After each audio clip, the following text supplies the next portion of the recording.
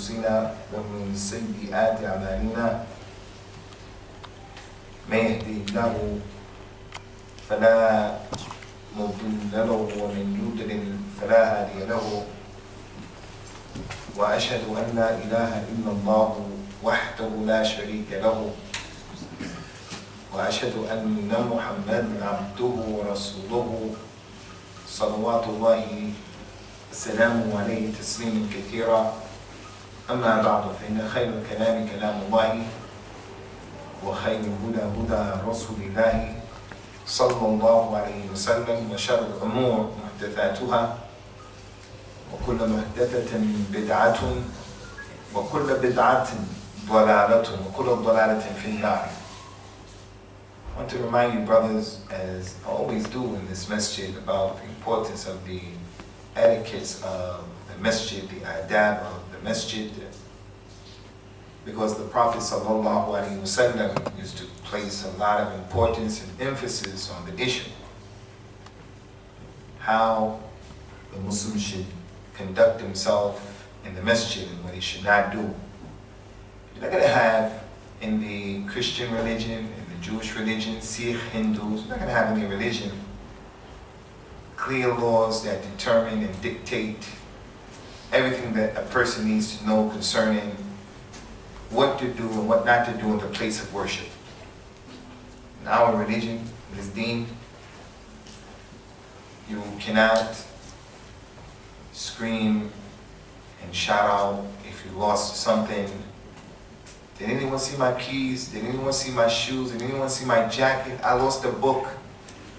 Prophet ﷺ was sent as a rahmah. He said, if any of you see someone who does that in the masjid, then you should say to him, La raddahu Allahu alayk. May Allah not give you back that thing you lost. And the reason why he said that is because that person who does that is compromising the sanctity of the masjid. The sanctity of the masjid. He taught the people in Islam, during that time obviously, they used to have swords and they used to have arrows.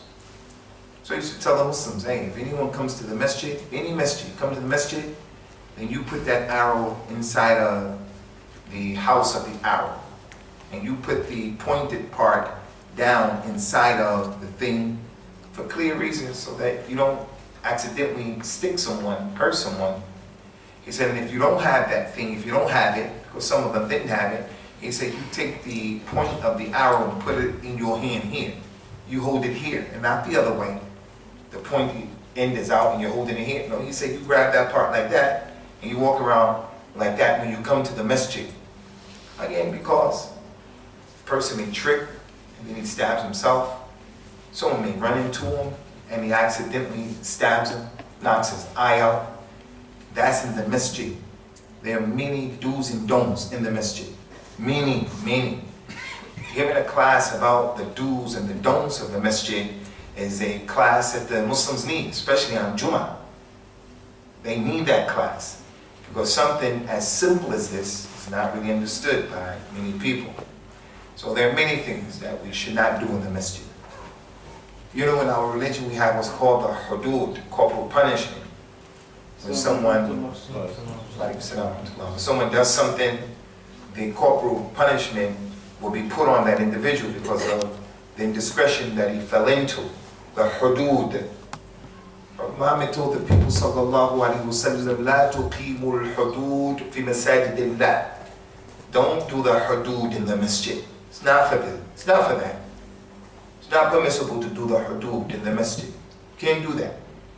During his time, the salaf of this ummah, if an individual wanted to borrow money from another man, they would go to the Prophet's masjid, sallallahu alaihi wasallam, and they would borrow the money from the man and they would write the contract at the minbar of Rasulullah and say, we're going to pay, we're going to meet back here on such and such a day after 1 month, at the end of Ramadan, you're going to pay me my money. And they used to look at the masjid as being something that had a place in the minds and in the hearts. Two men during the time of Umar, he was the Khalifa, and they were arguing one another, and their voices were raised. Rasulullah was dead, sallallahu alaihi wasallam. Abu Bakr was dead. It's the Khilaf of Umar. And those two men were arguing. Umar came out in a state of anger. And he said, where are you two people from? They said, we're not from here, Ya Amir al-Mu'mineen. We're from Ta'if, below Mecca, in the south. He said, didn't you hear Allah say in the Quran, Ya ayyuhalladhina amanu la tarfa'u aswatakum fawqa sawtin nabi?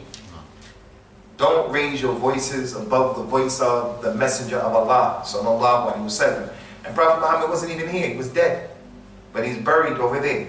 Didn't you hear Allah said, don't raise your voice above his voice? That ayah has many meanings. It has many meanings. But one of the meanings that Umar used it for was, don't raise your voice in the masjid like that. It's not appropriate. Umar, being fair and being just, took into consideration that these two people were not from Medina. So they're not from the ulama. And they're not mixing with the companions of ulama. He said, if it wasn't for the fact that you were strangers, I would have dealt with you. I'd have made an example out of you for compromising the masjid. So in our religion, Ikhwani, the masjid is a place, for those of you who are learning Arabic, masjid, they call that ismul makan, ismul makan. It is the place where sajda is made. That's the main goal and objective of this place. The masjid, the main goal and objective of the masjid is to make sajda. So we shouldn't compromise it by having kalam, speech, that is inappropriate. We shouldn't compromise it by doing crazy things.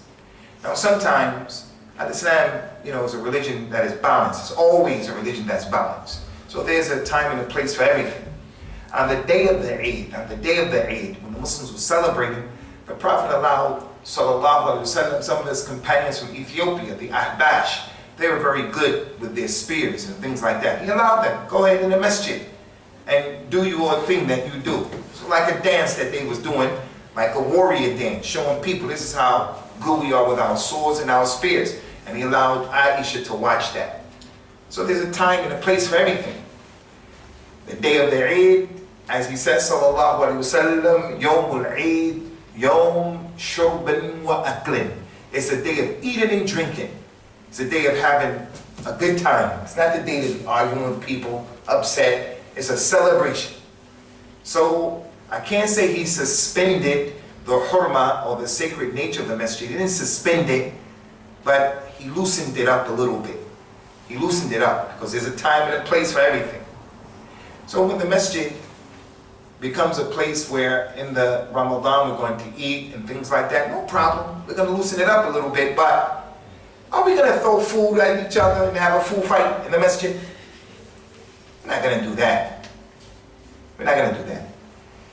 So something that comes to my mind before we deal with our program right now, and I'm only mentioning this, Ikhwani, not to put anybody on Front Street or to put anyone down. A few minutes ago, had a misunderstanding with my wife. We're all human beings. It's Ramadan. She's a woman. I'm a man. I'm the boss with the hot sauce. She's, so we get upset and things like that. Everybody make mistakes, but we all have to be advisors to one another. We have to relax and things like that. So I'm not trying to put anyone down. I'm just trying to give advice so that I myself will get rewarded from Allah Azza wa Jalla on a day when money and children won't benefit the individual. The only thing that will be beneficial are the deeds that he put forth in the way of salat and zakat and fasting and dawah and things of that nature. But something that comes to my mind is what happened, and I say this for Danielle, the new Muslim, more than anyone else, but everyone, inshallah, should benefit, is that the Bedouin, he came to the masjid, the Bedouin, and the Bedouins of the time of Prophet Muhammad sallallahu alaihi wasallam, they were quite a group of people. Every nation, they have their Bedouins. Sudanese people, they have their Bedouins. People live out in the desert. Arabs, they have their Bedouins. In Syria and Iraq, in Egypt, Somalia, West Africa, Tanzania, everywhere. People have their Bedouins. Bedouins have some good qualities and they have bad qualities that are in them because of their environment.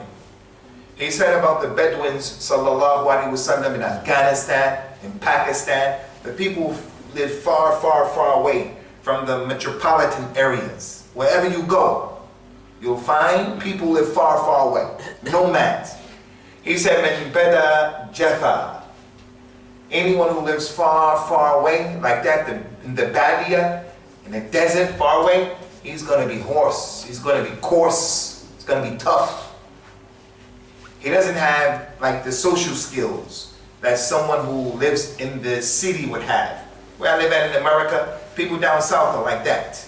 People in the swamps of Georgia and Alabama and Mississippi and Louisiana, those people are, they're like that.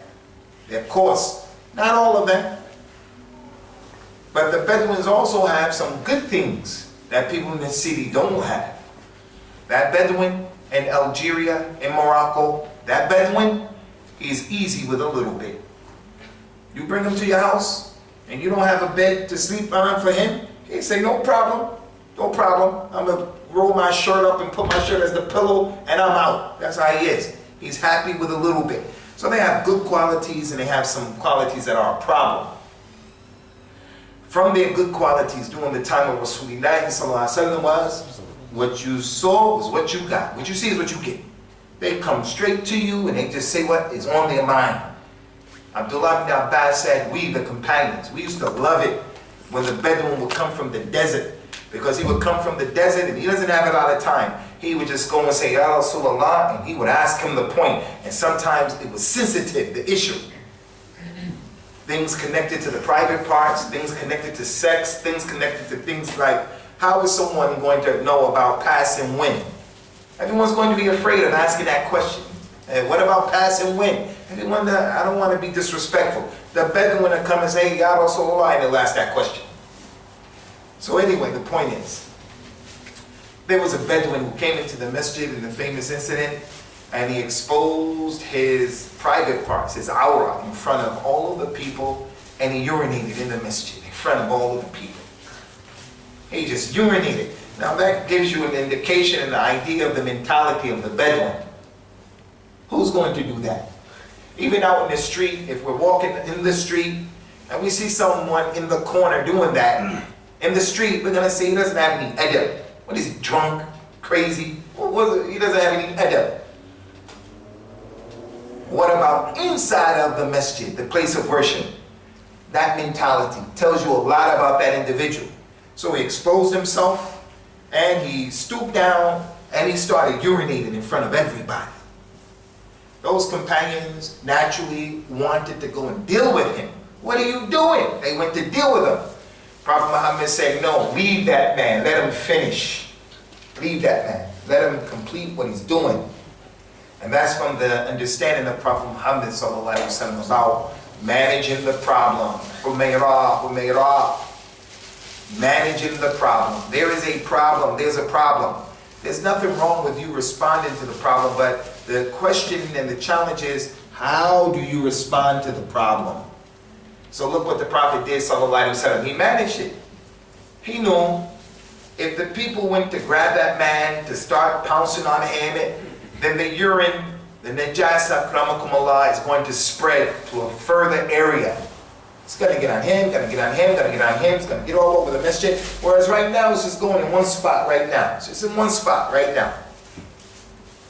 After he finished, the Prophet told the people, sallallahu alaihi wasallam, get some water and pour water on that place. Pour water on that, which goes to show human urine is najis. It's from the najasat. You can't get it on your clothes. You can't get it on the place where you pray. It's najis because he told them, pour water on it, clean it. And then after that, he said to the Bedouin, "Come here, Bedouin. Come here. You, come here. Easy." He said, "Listen, إن هذه المساجد لم تبنى لقذرات الناس." The masjid was not built for the dirt, the filth, the pollution of human beings. Whether it's urine, defecation, kalam, the gum that they used and they put it somewhere in a masjid. Masjid is not for that. It's not for the food that you eat and then you wipe it on the carpet. He said the masjids were built for the dhikr of Allah and for salat and for reading the Quran. That's what the masjid is for. So it is permissible for us to talk about things of the dunya in the masjid, because after Salatul Fajr, Rasulullah would pray, sallallahu alaihi wasallam, and he would turn around and he would say, did anyone have a dream last night? And then the person would tell him his dream. And sometimes the dream was funny and the people would laugh. And the Prophet would smile. And sometimes people would talk to each other after the salah, and they would tell each other something that happened in Jahiliyyah, and the Prophet listened, and they would laugh, and he would smile. So the point here is, Ikhwani, the masjid has to have, and it must occupy, a place in the mind and the heart of the Muslim. This masjid right here, how small it is, still we have to look at this place as being the house of Allah. I, Abu Usama, I don't pray here except when I come here. Abu Usama, I come to this masjid, I have to feel a religious responsibility that I'm responsible for this masjid. I'm responsible for making it look presentable. I'm responsible for putting things in their proper place. Me. Not the brother who's the custodian of the masjid. Okay, we're paying him for that. That's his job, no problem. But it doesn't exclude any of us. I'm responsible for not spilling juice on the floor, water on the floor, rice on the floor. I'm responsible for, when I talk, lowering my voice. Lowering my voice. And Surah Luqman, Allah Azza wa mentioned, or He commanded, prohibited, وَخْفُضْ مِن صَوْتِكَ إِنَّ أَنْكَرَ الْأَصْوَاتِ لَصَوْتُ حَمِيرٍ. When you speak, lower your voice. For verily the worst voice is the voice of a donkey. Voice of a donkey. The brain of a donkey. Now, I want to make that sound to give you some special effects, but it would be inappropriate. It wouldn't be appropriate. You don't know how a donkey sounds. The Prophet said, Allah said that's the worst voice. So in our religion, to be loud, and where I come from, African Americans, we're loud people. And our forefathers from West Africa, we're loud, we're animated Africans, the way we talk. There's a time to be loud. Rasulullah, when he gave the khutbah, sallallahu alaihi wasallam, they said that his anger would increase. His eyes will become red. His voice will be raised, as if he was warning the people of a pending attack from the army. So that place is a place where you encourage the people. In the land of al-jihad, the correct jihad. The jihad that the Prophet used to fight, sallallahu alaihi wasallam, that has ahkam. Not this fasad in Syria. That's just fitna. That stuff that's taking place in Syria. That's fitna. As I mentioned, I say it again. No one in his right mind, no one who's guided aright will go and put himself in that situation. Something's wrong with him. Two young Muslim girls who are twins, 16 years old, going over there. What is that? That says a lot about our community. A boy, before Ramadan began, from Cardiff, he went over there. When he went over there, his mother came on the news, BBC and Sky, and started pleading with him to come back. And his mother was saying, I didn't know that you were going over there. I didn't know, and I don't want you to go over there. You're going to make Allah angry because I didn't want you to go over there. You think that you're fasting, but you're not fasting. You think that you're praying, but you're not praying. You think that you are giving dawah, but you're not giving dawah. You think that you're performing jihad, but you're not performing jihad. You are disobedient in what you're doing. You're being disobedient in what you're doing. Well, I'm living at in Birmingham. Two kids go over there and they get on taking pictures, doing all of that stuff. Doing all that stuff. And now, ikhwani, subhanAllah, the way of traveling has changed in the dunya because of Muslims. The behavior of many Muslims. You know, I traveled a lot. When you go to the airport, they have that thing, you stand there, put your hands up, the thing goes around and it shows the contours of your body. It shows what's inside. They almost rape you, kind of like. You have to walk through, you have to take your shoes off. I think that's ihana, to take your shoes off. You know, putting you down. I take my shoes off too. You gotta take your shoes off. You know who that came from? Muslims. Now they have a new one in this country. The new one now is, when you travel now, when you come back into this country, you have to give them your telephone if they ask you for it. And you have to be able to turn that telephone on. Now because I've traveled, my name come up, I'm a Muslim, I have the name Usama in my name. They take my telephone and they go through my telephone. They go through I don't even travel with a laptop. I need my laptop when I get to where I'm going, inshallah. Skype, be in touch with my family, whatever, emails. I don't even carry it because when I get to where I'm going, they stop me. They want to go and investigate my personal private life. Why? From what Muslims did. So you, imagine yourself taking pictures that are personal and private, taking pictures. You travel with this thing and they take it from you and they get in there and they see you and your wife. The wife is just cool and just taking a picture of that and from the Muslims. So the point of all of that, we have to be responsible for that masjid. From the haqq of the masjid, many Muslims don't know. When I talk about jihad, iqama, khilafah, he said that دَخَلَ أَحَدُكُمُ الْمَسْجِدِ فَلَا يَجْلِسْ حَتَّى يُصَلِّيَ رَكْعَتَيْنِ. If any of you enters into a masjid, don't sit down until you pray 2 rakats. Hey, Jamie, I'm going to tell you this. If any of you goes into any masjid, you go into a masjid in New York, in Darfur, in Mogadishu, in Peking, China, if you go into a masjid, don't sit down until you pray 2 rakats. That's the haqq of the masjid on you. So if someone asks you, how many prayers are wajib, obligatory in Islam? The 5 prayers are obligatory, but they're not the only ones. The prayer of Jummah is obligatory. The 2 prayers of the Eid, obligatory. And the prayer of 2 rakat to the masjid. So if you come into the masjid, ahi, if you came into the masjid, don't be a person who's shy. If you didn't pray 2 rakat, that's the haqq of the masjid on you. It has a haqq. And it's part of al-iman. So someone may say, oh, I came in and I'm embarrassed. I'm not standing up. Those people looking at me and say, don't be like that. There was a companion on Friday, he came into the masjid and he just sat down. Prophet Muhammad said, did you pray 2 rakat, Sulaik? Did you pray? He said, no, Ya Rasulullah. He stopped his khutbah, said, you pray? He said, no. He said, get up and pray 2 rakats and make them quick. And that man got up, like Hudayfa. So before beginning, I want to end with this. Hudayfa ibn al-Yaman. The Nabi told him, you, go over there and spy on the enemy. Go over there. He just went. No questions, no i'tirad, didn't fight back, didn't have anything to say, just went. The Muslims today, you tell them, hey Abdullah, don't sit down till you pray 2 rakats. The Prophet prohibited it. He said, don't sit down. And the person won't get up to pray. For whatever reason, he won't get up to pray. That companion, he said, you go over there and do this. And he just does it. And that goes to show the difference between those companions and the people today. Those companions and the people today.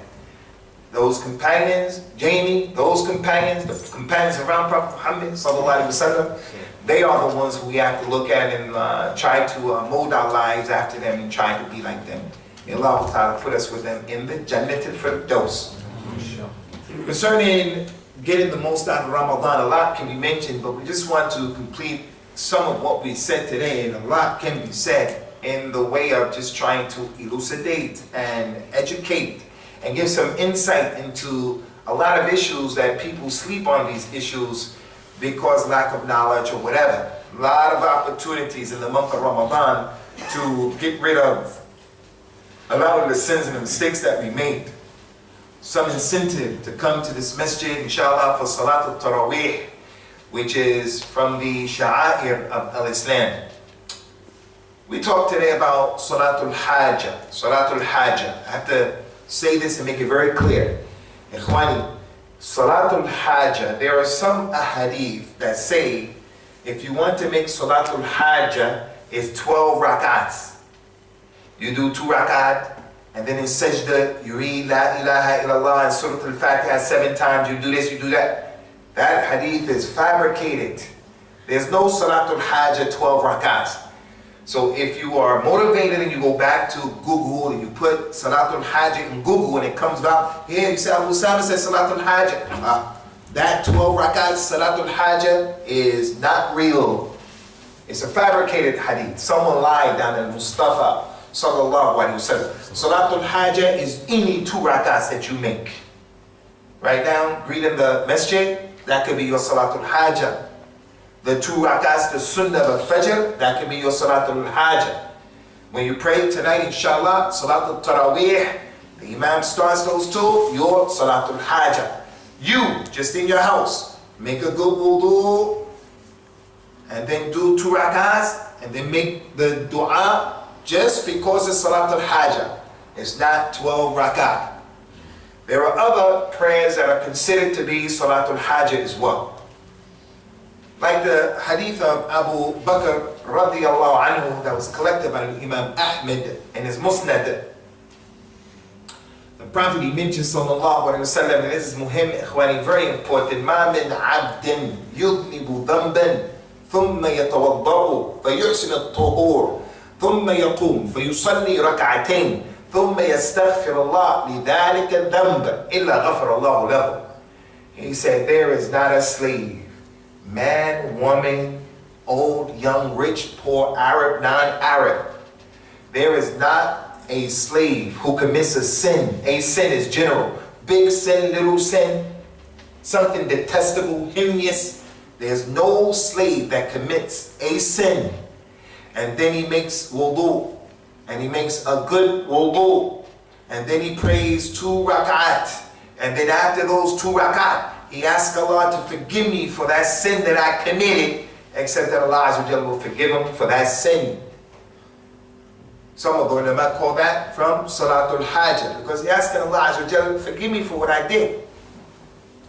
Now this particular prayer, ikhwani, whether it's Salatul Hajjah or Salatul Istighfar, the salat of asking Allah to forgive you, it is an important sunnah, and that is because ma min kullu bani Adam khatta'un wa khayru khatta'in at-tawwabun. All of Adam's children, they make sins, they make mistakes. And the best of them who make mistakes are those who make tawbah. Salat al-tawbah, salat istighfar. So when a person is praying for himself at Taraweeh, he says to himself, I did that over here, I consumed khamr over there. For an example, I was bad to my mother, my father over there. I stole that thing at one time over there. I wasn't praying at one time over here. And he makes his niyyah, he makes his intention. These 2 rakat that I'm about to pray, Salatul Taraweeh, these are 2 rakat that I'm going to ask Allah to forgive me. But the 2 rakat, the 2 units of prayer, they require a good wudu. Again, I repeat, what is a good wudu? Good wudu is not wasting the water. A good wudu is doing what the Prophet said to do, sallallahu alaihi wasallam. Some people, when they make wudu, they use the finger as a brush. He never told you to do that. Some people take the water and they put it down in their necks back here. Some people make wudu all the way under their arms and stuff like that. They make wudu all the way under their arms. And it is authentic that Abu Hurairah radiallahu anhu was making wudu and he was doing things like that, putting water in his eye, washing his arm all the way up to here. And when the other companions witnessed that, they say, hey, what are you doing? Don't go overboard. So a singular companion, radiallahu anhum ajma'een, one companion, he may make a mistake here or there. One companion lady, she committed adultery, she was stoned to death. She's going to be in Jannah. She's in Jannah. Another companion, they fought each other and some people died. May Allah be pleased with them, all of them. Allah established that they're in Jannah. They're human beings. One companion by himself is not a proof. It's the collective body of companions. But one companion may do something that's against the Quran. He made a mistake. He thought he was doing the right thing. So when we say follow the companions, we don't say follow the companions in everything they said and did as individuals. As a group, we have to follow them as a group, because they would never agree on doing something inappropriate, something that is wrong. So this particular prayer is also called Salatul Hajjah. Again, I encourage you, get the most out of Ramadan now, these days of Taraweeh, the incentive. Okay, I've been praying Taraweeh, and I don't know what the Imam is saying really, so I'm tired, and it's easy for my mind to wander. But now I did some serious sins. I did some sins. I made some mistakes.